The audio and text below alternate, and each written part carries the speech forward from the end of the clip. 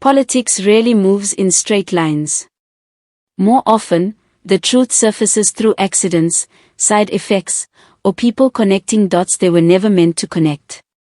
And in the unfolding story around Brown Mogotsi, Nathi Mthethwa, and Mkhwanazi, that is exactly what seems to be happening.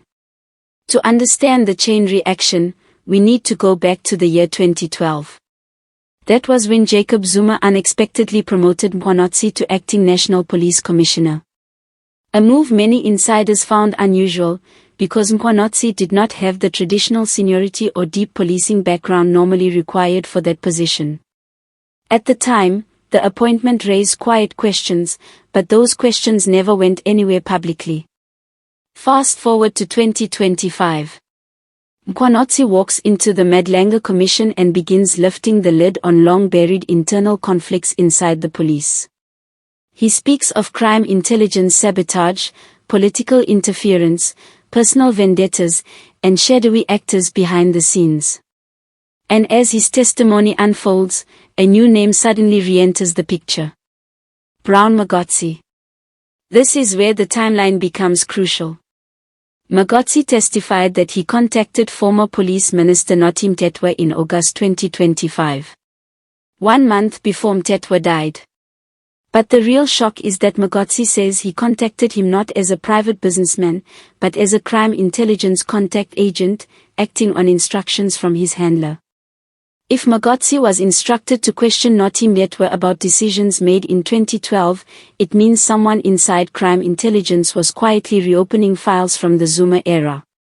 And one of the key decisions from that period was the sudden promotion of Mkhwanazi. At this point, the chain reaction becomes clearer.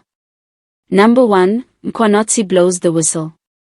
Number 2, his testimony exposes hidden tensions inside crime intelligence.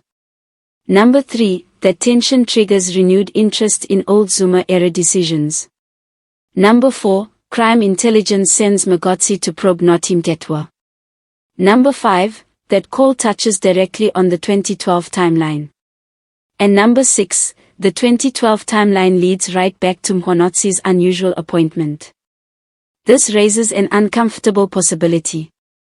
The same whistleblowing that Mkhwanazi believes will expose others, may actually expose him or at least expose secrets tied to his rise under Zuma.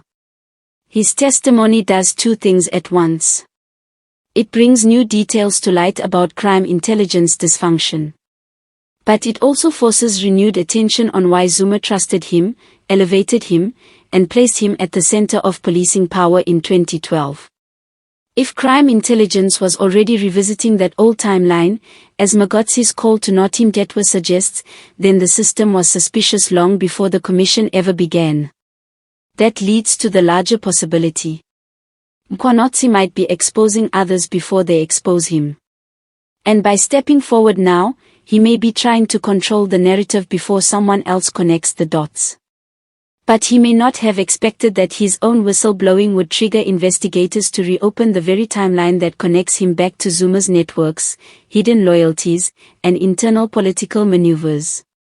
So instead of a lone whistleblower revealing the truth, we may be watching a system accidentally reveal itself.